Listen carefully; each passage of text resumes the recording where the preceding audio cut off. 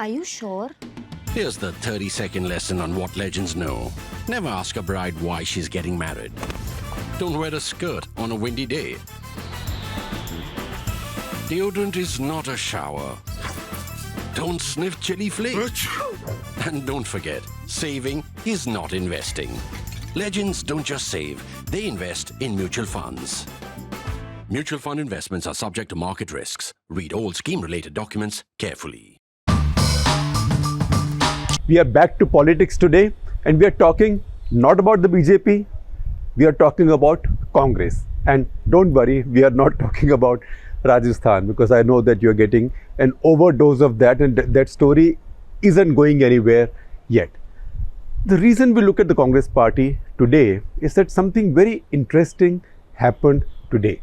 Today is not Narasimha Rao's birth anniversary, it is not his death anniversary. In fact, there is no ostensible reason to do something to do with Narasimha Rao today. But the Congress party today announced that it was beginning the Narasimha Rao centenary year celebrations. Why today? And that is important. And that's why today's Cut The Clutter is not so much about Narasimha Rao as it is about the Congress party and its view on India's economy. So Congress party chose this day, 24th of July, to start to launch its Narasimha Rao centenary celebrations because 24th of July 1991 was the day when Manmohan Singh delivered his first budget under Narasimha Rao, and that launched economic reform in India. So for the Congress party now to observe the anniversary, 29th anniversary of the budget of 1991 is the most ringing endorsement to the economic policies that Narasimha Rao and Manmohan Singh started or launched. Now, you can go right back and we can talk for half an hour, and I can count for you 100 criticisms that have come from people in the Congress. Particularly, people seem to be close to the Congress party's dynastic establishment, critical of the economic reform. In fact, even after the Congress lost power after Narasimha Rao's government, among the many anti committees that were set up to find responsibility for the loss, the first one had blamed economic reform, and they thought that Congress under Narasimha Rao had strayed from from Congress party's old socialist ideas. Now, the launch of this centenary celebration has been marked by the release of 3 letters about Narasimha Rao. One written by Manmohan Singh, which is actually quite an effusive eulogy, but we know that Manmohan Singh is somebody who's never concealed, has never been such a hypocrite that he would conceal his admiration for Narasimha Rao, although in the Congress system, post 1996, it's been very fashionable. Now, politically, why has the Congress party suddenly remembered Narasimha Rao in such a big way can be explained through other considerations. For example, they were caught napping when on his anniversary in December, it was actually the Telangana government of KCR that issued front page ads all over the national media saying that they were going to start Narasimha Rao's centenary celebrations. So this was a clear sign that a regional party was hijacking Narasimha Rao. In fact, even YSRCP in Andhra issued statements praising Narasimha Rao ahead of the Congress party. Not just that, even before that, it was the government in Andhra, before the state got split, that had named its highway going from the city to the airport after Narasimha Rao. As far as I know, it's the only major landmark in the country named after him, because Congress had not just forgotten him, but they had basically buried him and declared him the villain of the decline of the Congress party, and also held him responsible for the destruction of Babri Masjid in 1992. To that extent, also responsible for losing the Congress party its Muslim vote forever. Now, those are all multi-layered, textured complex things, and we keep talking about some of those things, but today is not the time. The point is that they were worried that now a regional party which their own party competes with in Telangana. In fact, Congress is the second biggest power in Telangana, although right now down in the dumps. So the party has stakes there. And second, because Congress party now seems to be waking up to the fact that given their obsession to the Gandhi-Nehru family, they've been losing most of the icons of their own past to the BJP.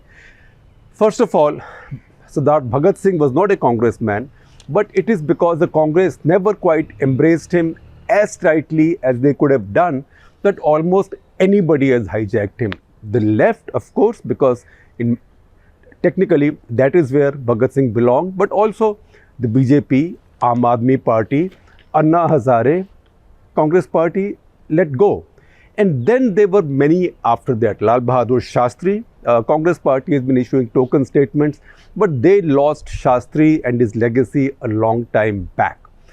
Then I think some eyes would have lit up in concern in the Congress Party when Pranab Mukherjee was honored with the Bharat Ratna by the Modi government.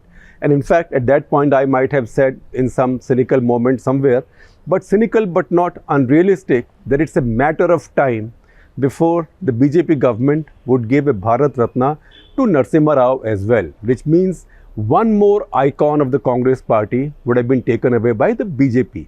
Subhash Chandra Bose, Congress Party had no reason to dump him, but they did. So he's now been taken away completely by the BJP. Madan Mohan Malviya, Bal Gangadhar Tilak, you can always say that those were people of the right in the freedom movement. All right, but the Congress now seems to be realizing that the BJP, RSS have a desperate need for heroes of freedom movement. Because the truth is that besides Savarkar's complex legacy, I will not go further than that because that's a cut the clutter by itself. Besides Savarkar's complex legacy, BJP, RSS, Jansangh have very little to show for by way of heroes and stars of the freedom movement. That's a reality. So they've had to not borrow from the Congress Party, they've actually happily adopted what the Congress Party abandoned. I will not even say they've hijacked from the Congress Party. Similarly, someone like Dr. Kalam. Now, one very important line in Dr. Manmohan Singh's letter today, his eulogy to Narasimha Rao, which also as a student of strategic studies and strategic history, I find fascinating, is that he mentions that it was in 1996, that is the year when he demitted office, in the summer of 96. He spoke to Dr. APJ Kalam then and told him to get ready for India's nuclear tests because he knew that he will lose power, and he also then told Vajpayee कि सामग्री तैयार है, आप आके कर लो. That I am adding because that is something I have reported and written about earlier in the past several times. But Manmohan Singh's letter says that Narasimha Rao it was that told Kalam to be ready with the tests, and tests could be conducted in 1998. What does that one line in Manmohan Singh's letter tell us? One, it tells us that credit for nuclear tests should not just be hijacked by the BJP. It belongs to the Congress as well, because Congress is now facing a situation where almost anything useful it might have done in the past is being co-opted by the BJP. Very clever, but this is politics. Politics is not dharam karam. And second, because there's been a big allegation against Narasimha Rao that he had set up a nuclear test in the winter of 1995, but then he gave up or he abandoned it under pressure from the Clinton administration, first Clinton administration. Now, my view on that has always been contrary, that India was not yet ready for tests, but Narasimha Rao ran some kind of a subterfuge to make Clinton think and Americans think and CIA think that India was going to conduct a test, and then seemed like making a favor to them to buy time for his scientists. So that was to put Americans off the scent, to give them a sense of false comfort. so that his scientists could carry on. That is now reconfirmed by Manmohan Singh saying that he told APJ Kalam in 1996 to prepare for the tests. Again, Kalam is somebody that the BJP then adopted. So these are things that Congress party is now waking up to. So having lost so much of their own pantheon, besides the Gandhi-Nehru family, they are also, I mean, BJP doesn't talk about this, but the fact is that the Sanjay Gandhi's side of the Gandhi family legacy is with the BJP.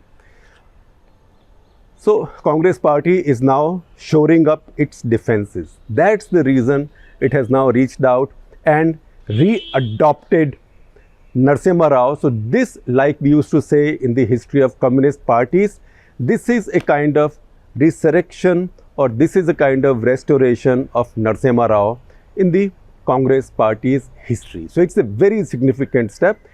Ideologically, it is significant because Congress party has chosen the anniversary of that reformist budget to begin this centenary celebration, and there are effusive words about economic reform and about that budget. For example, if I quote from Sonia Gandhi's letter, she says, he was a very respected national and international figure. Congress take prides in his many accomplishments and contributions. And Rahul Gandhi also goes on to say, July 24 is 29th anniversary of 1991 budget. I'm reading up what Sonia Gandhi is saying and then what Rahul Gandhi is saying. 29th anniversary of the 1991 budget.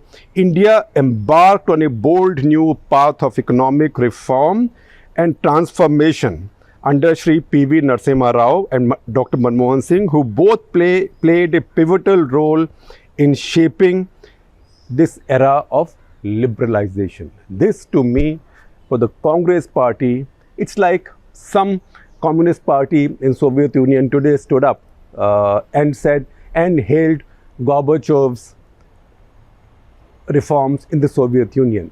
It's an exaggeration, but it's a little bit like that for comparison, because all this while Congress party had found very little good to say about Rao except Manmohan Singh. You have to say that he's been honorable all this while. He's always said that India owes a lot to Narasimha Rao and he owes a lot to Narasimha Rao. And I have two old walk the talks. It's very funny. One with Dr. Manmohan Singh at his alma mater, Delhi School of Economics, where he said that when reform was to be done, Narasimha Rao told him that, look, you are not a politician. Something goes wrong, you will be blamed.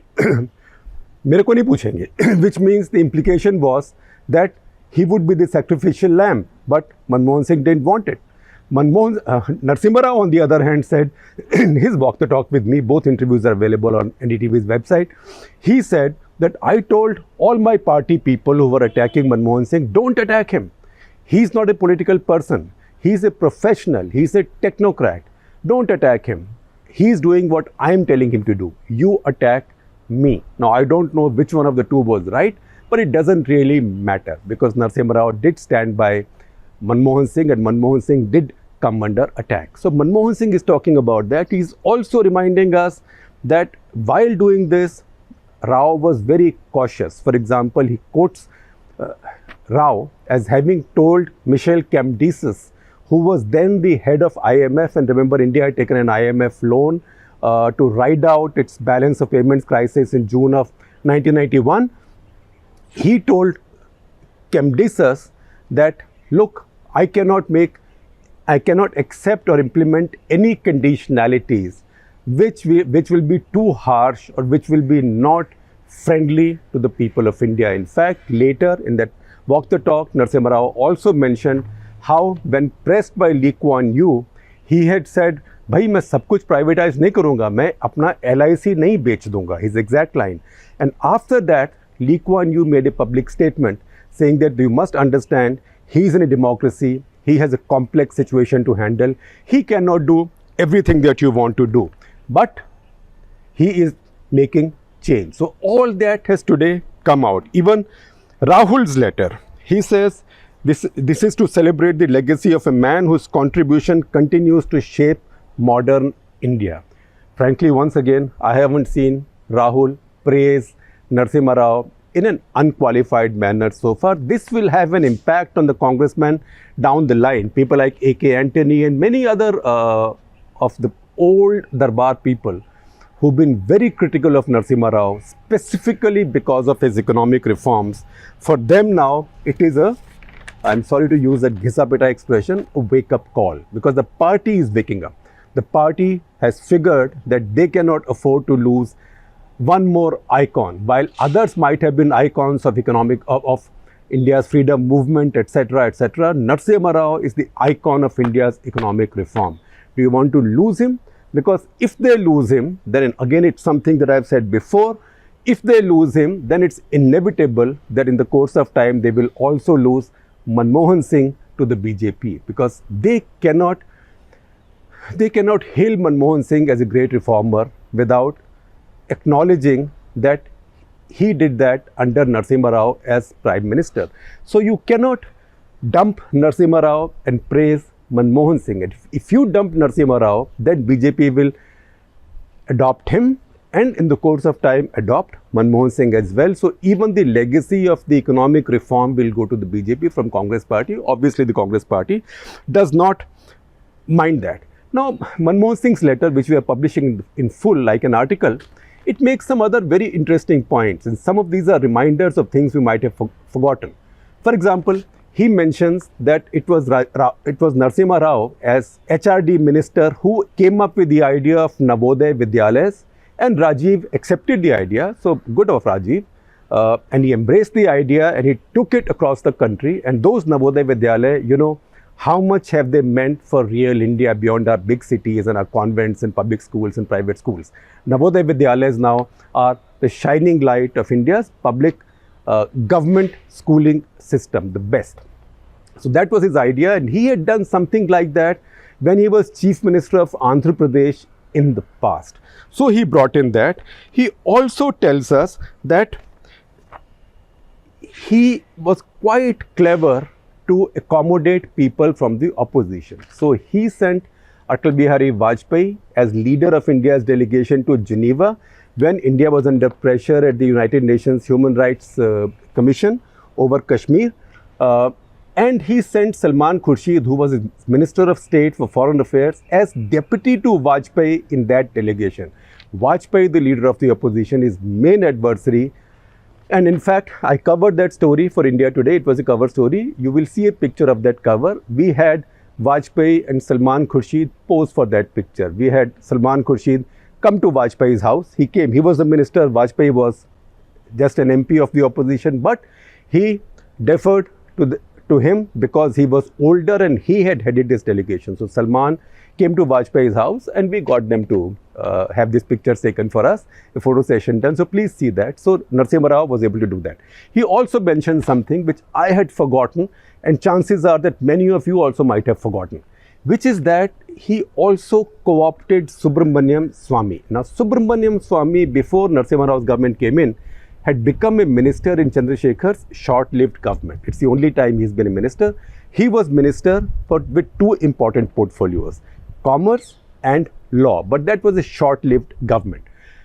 Narasimha Rao, on the other hand, set up a commission where he appointed Subramaniam Swamy as its head in the rank of a cabinet minister. And what was the commission? This commission was on India's labor regulations to align it with global trade. Again, something that you should not have thought about, you would not have thought about, or you would not have remembered. So he did reach out to people in the opposition, critics, and you can say he accommodated them. But I think if he gave Subramaniam Swamy that position, that wasn't a bad idea, because Subramaniam Swamy, you may like him, you may dislike him, that's your choice, but he is very smart and he is quite a genius in many ways. Now, once Narasimha Rao fell out of favor, he was dumped, and we have all complained about this. He was dumped, and so much so that when he was charged with so many cases of corruption, nobody even went to the court to stand by his side. In fact, on the day he got his conviction by the trial judge, later he was acquitted in the higher court in appeal, the day he got his conviction by the trial judge, the only prominent face that was present in the court, very importantly, was KPS Gill. Now, KPS Gill was not in the Congress party, but KPS Gill was there just out of gratitude to him because he saw Rao as a great nationalist who had enabled him to fight terrorism in Punjab. Nobody from the Congress of consequence dared to go and stand by his side in the court. And I remember those days, I used to go and meet him, and I've quoted him then as having said this. I said, इतने case हुए हैं, आपने क्या किया? कुछ तो किया होगा. तो he said, अरे भाई, कोई कहता है मैंने मुर्गी चुराई, कोई कहता है मुर्गी के अंडे. अब मैंने पता नहीं क्या चुराया, लेकिन सभी कहते हैं तो हो सकता है कुछ ना कुछ मैंने चुराया ही होगा. So he was philosophical in that sense, but he had been completely dumped. Manmohan Singh also tells us that not only did he learn to use a computer, which we know, but also that he had learned to do computer coding, programming, that I didn't know. Obviously, many other people may have written about it, but I wasn't aware of that.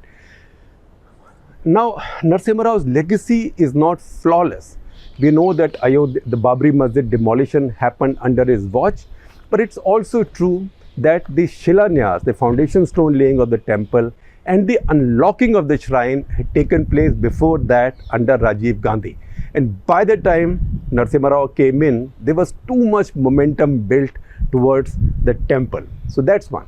So to blame him alone is not right. Second, of course, is his Hawala legacy.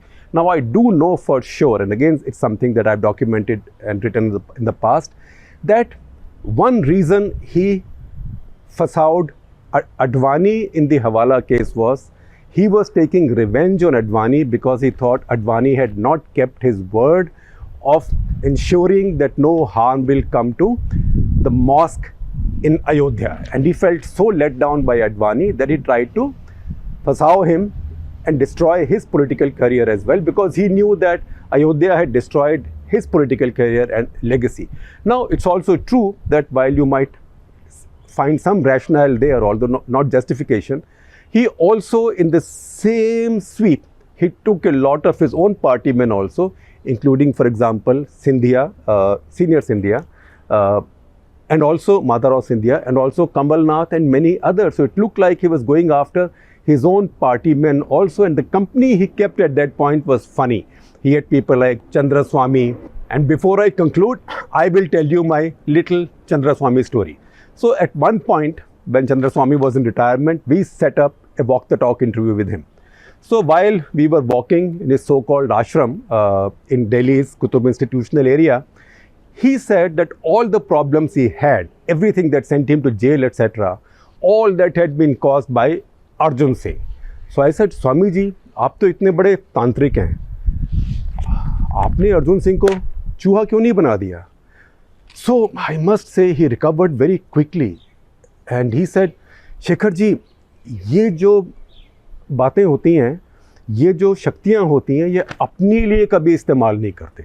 So he recovered quickly. He was quick on the uptake. If you so wish, you can go to the NDTV website and check out that interview. So Rao had Chandraswamy, but Rao also had Manmohan Singh. Rao had Hawala, in which he in which he painted so many people with a bad brush, from Advani, from political adversaries outside his party to political adversaries within his own party. At the same time, he was great for India's economy. He started the reform.